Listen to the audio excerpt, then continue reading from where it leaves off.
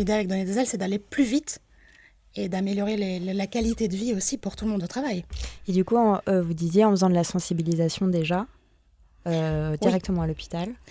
même pas avant, c'est-à-dire sur les bancs de la fac et à l'hôpital, mais sur les bancs de la fac aussi.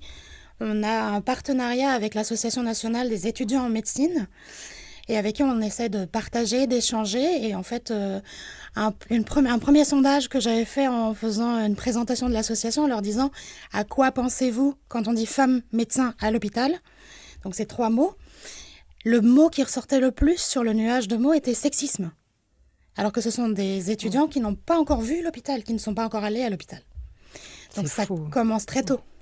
D'accord. Et du coup, donc sensibilisation sur les bancs de la fac, est-ce qu'il y a d'autres actions pour le moment qui ont été mises en place? Engagement des établissements, c'est très important, c'est un levier majeur pour donner des ailes. On a déjà plus de 100 établissements sur le terrain, sur le territoire, qui ont signé une charte égalitaire qui prône une démarche égalitaire de l'établissement, la mise en place de référents égalité, la lutte active contre les violences sexistes et sexuelles, le partage d'informations. On essaie aussi de donner tout ce qu'on a comme informations, comme chiffres, comme levier à ces établissements pour qu'ils puissent mettre en place ces démarches et lutter contre tout type de discrimination, notamment de genre en ce qui nous concerne à l'hôpital.